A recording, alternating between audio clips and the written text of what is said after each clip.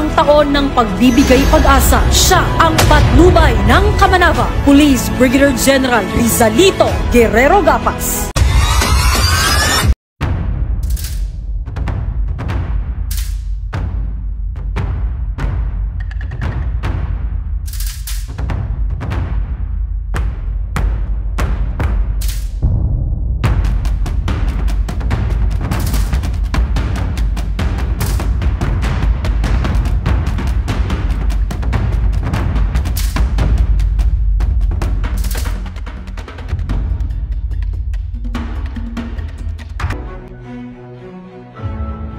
Sa loob ng isang taon bilang District Director ng Northern Police District, naging tanglaw at patnubay si Police Brigadier General Rizalito Guerrero Gapas sa pagpapanatili ng kaayusan at seguridad sa Kamanava. Sa kanyang mahusay na pamumuno, ipinakita ni Police Brigadier General Gapas ang tunay na serbisyo at pagmamahal sa bayan. Patuloy niyang pinaiigting ang ugnayan ng pulisya sa komunidad upang masigurong ang bawat mamamayan ay ligtas at protektado. Ating saksihan ang mga naging accomplishments ng Northern Police District sa ilalim ng pamumuno ng Patnubay ng Kamanava sa pagpapalakas ng kampanya laban sa iligal na droga. Ang halaga ng mga nakumpiskang iligal na droga mula sa 1,145 na operasyon ay umabot sa standard drug price value na 75,949,514 pesos. Sa kabuang bilang na 2,506 na operasyon laban sa iligal na sugalan,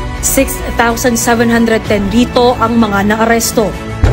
At umabot sa halagang 1,495,287 pesos ang na-recover. Matagumpay na nabawi ang 470 na hindi lisensyadong baril sa isinagawang 403 na operasyon na kung saan 404 din ang mga naaresto. Sa aspeto ng paghuli sa mga tinatawag na wanted persons, umabot sa kabuang bilang na 2,103 ang mga nahuli. 165 dito, sila ay itinuturing na top 10 most wanted person, habang 1,938 naman ang kabilang sa most wanted person at other wanted person. Natunayang kayang panatilihin ang kapayapaan at kaayusan sa distrito ng Kamanava sa pamamagitan ng pagpapatupad ng mga lokal na ordinansa na umabot sa may tinatayang multa na 186,987,200 pesos. Patuloy rin ang pagpapatupad ng mga operasyon laban sa kriminalidad sa pamamagitan ng mga law enforcement checkpoints, Oplan Sita at Oplan Galugad na umabot na sa kabuang bilang na 395,507. Ang pagpapahalaga sa kapakanan ng kapulisan sa NPD ay nagpapakita lamang ng patuloy na pagtutok sa mga programa at inisyatiba na naglalayong mapanatili ang maayos na kalagayan at moral ng bawat membro ng pulisya bilang pagpapahalaga sa kanilang mahusay na pagganap sa kanilang mga tungkulin. 79,154 commendation letters at 6,778 na awards naman ang iginawad sa mga natatanging personahe ng NPD. Nakapaglaan din ng 952,500 pesos bilang tulong pinansyal sa ating mga pulis na nangangailangan. Sa pamamagitan ng programang Salamat Kapatid, 124 naman ang binigyan ng parangal sa pagre-retiro bilang pagkilala sa kanilang tapat at makabuluhang serbisyo. Sa pamamagitan ng mas pinaigting na community engagement ng distrito, mas lalong tumibay ang ugnayan ng pulisya at ng mga pamayanang nasasakupan nito. Iba't ibang community outreach program ang isinagawa na umabot sa 1,642 na aktibidad sa pagtulong sa komunidad.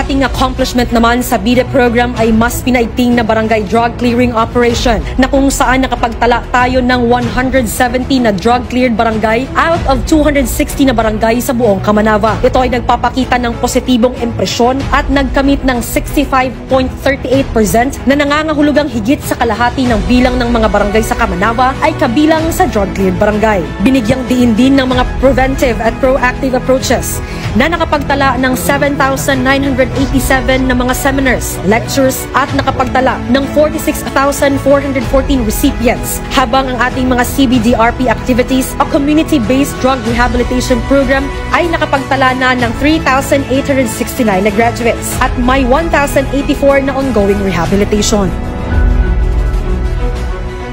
Continuing Character and Competency Development Program or C3DP. Nilalayon ng NPD na bigyan ang mga personahe nito ng komprehensibong kaalaman sa mga alituntunin, pamamaraan at pamantayang etikal. Sa pamamagitan ng C3DP, ito ay isang komprehensibong inisyatibo. Nagkakaroon ng malalim na pag-unawa ang mga personahe ng Northern Police District sa kanilang mga responsibilidad. Tinitiyak nito ang kahandaan at pagiging alerto sa mga operasyon ng pulisya na sumasailalim sa dedikasyon ng NPD sa pagtupad ng kanilang tungkulin.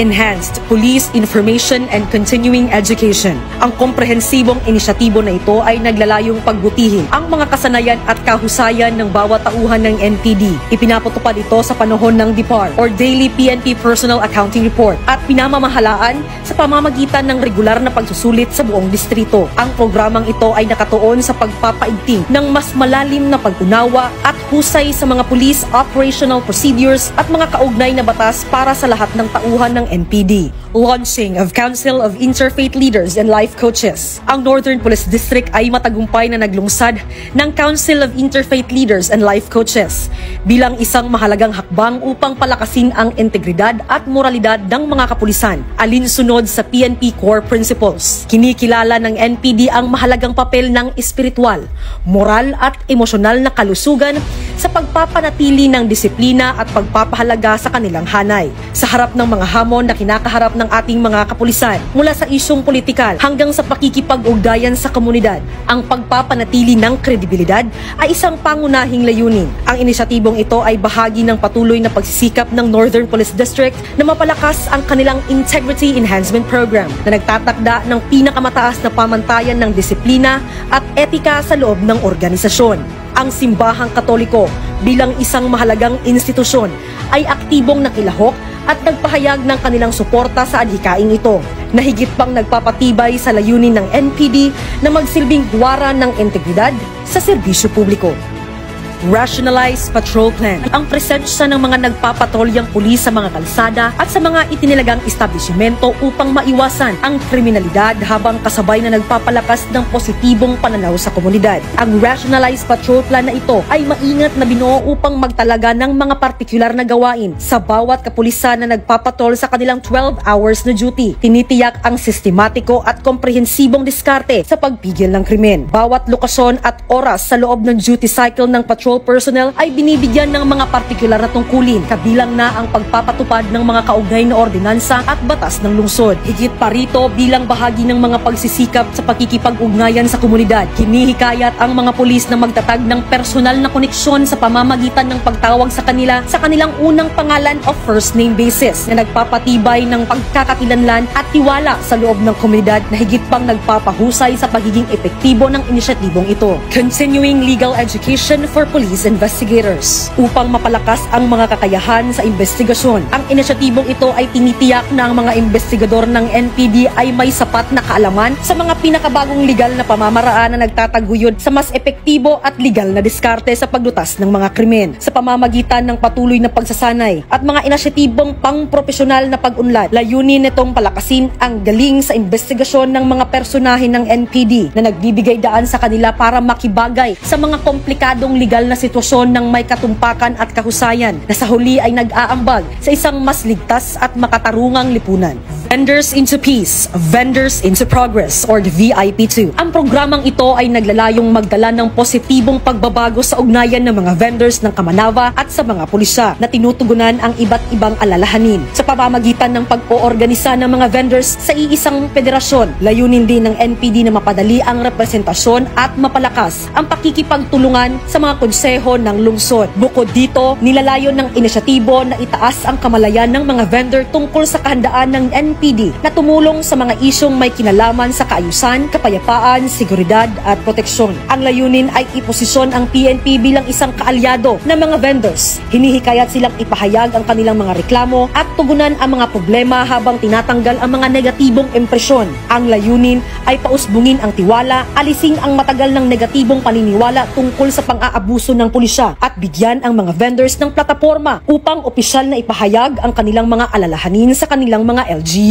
Marriage Enrichment Seminar. Ang inisyatibo na ito ay nakaugat sa pag-unawa ng isang malusog at matatag na lipunan ay nagsisimula sa malakas na pamilya sa pamamagitan ng pagbibigay ng plataporma para sa mga mag-asawa upang makipag-usap ng bukas, makakuha ng mahalagang pananaw sa epektibong dinamika ng relasyon at makakuha ng praktikal na kasangkapan para sa pagharap sa mga hamon. Ang seminar na ito ay naglalayong patatagin ang pundasyon ng mga pagsasama sa loob ng komunidad ng NPD. Sa huli, ang layunin ay itaguyod ang matibay na pagmamahalan, pangunawa at pangmatagalang pagsasama na nag-aambag sa pangkalahatang kagalingan at pagkakaisa ng komunidad. Weekly Random Drug Test. Ang pagsasagawa ng lingguhang random drug test ay isang aktibong hakbang upang mapanatili ang integridad at kredibilidad ng mga personahin nito. Ang layunin ng inisyatibong ito ay nakaugat sa pangako sa isang drug-free at profesional na puwersa ng pulisya. Sa pamamagitan ng regular at hindi inaasahang pagsusuri sa droga, layunin ng NPD na hadlangan ang paggamit ng droga sa hanay ng kanilang mga tauhan na pinapangalagaan hindi lamang ang kagalingan sa kanilang mga opisyal kundi pati na rin ang kaligtasan at seguridad ng mga komunidad na kanilang pinaglilingkuran.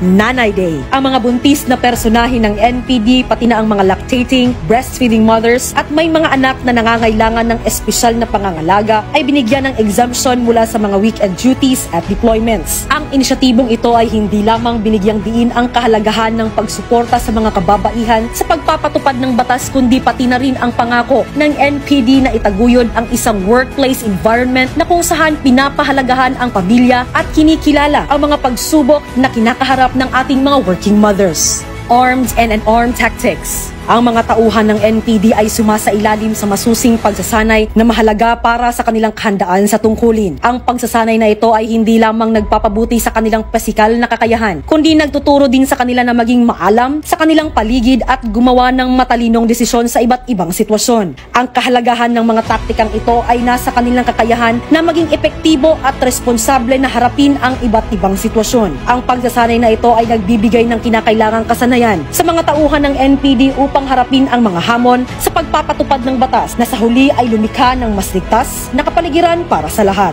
Lingkod ng bayan, kaagapay ng mamamayan. Ipinapalabas sa DBWL 1242 kHz AM station tuwing Martes mula alas 12 ng tanghali hanggang alauna ng hapon na pinapangunahan ni Ms. Flory Gabitan. Ang pangunahing layunin ng programang pangradyo na ito ay itatag at palakasin ang mga partnership at collaboration sa pagitan ng mga iba't ibang stakeholders, kabilang ang Philippine National Police, sa pamamagitan ng Northern Police District, local government units at iba't ibang sektor sa lipunan tulad ng komunidad ng negosyo, mga relihiyosong organisasyon, mga civic at advocacy groups. Nilalayon din itong lumikha ng pangmatagalang positibong imahe sa iba't ibang sektor ng lipunan ukol sa puwersa ng pulisya ng NPD. Launching of Kamanava Camp, City Anti-Motorcycle Riding Criminals Patrol. Ang Northern Police District ay nakatuon sa paglaban sa mga kriminal na aktibidad na pinapadali ng paggamit ng mga motorsiklo. Hindi lamang ito tumutukoy sa direktang aksyon upang puksain ang mga elementong kriminal kundi pati na rin sa pagsulong at pagtatag ng pakikipag-ugnayan sa ating mga motorcycle riders upang itaguyod ang mga inisyatiba para sa kaligtasan o safety at disiplina na naaayon sa pagsunod sa mga batas trapiko o adherence to traffic laws. Dagdag pa rito, ang mga grupong ito na pinangungunahan ng PCAM ay nagbibigay din ng mga pagsasanay o seminars para sa safety riding consciousness. Sila ay mga katuwang ng ating kapulisan bilang mga volunteer advocacy groups, mga road safety advocates at mga force multipliers. At nagtataguyod sa kanilang battle cry na, "We ride the road to righteousness." Ang kanyang dedikasyon sa pagtugon sa pangangailangan ng bawat miyembro ng komunidad ay naghatid ng makabuluhang pagbabago at kapayapaan sa Kamanava. Isang taon ng matapat na paglilingkod, isang taon ng tagumpay at isang taon ng pagbibigay pag-asa. Siya ang patnubay ng Kamanava, Police Brigadier General Rizalito Guerrero Gapas.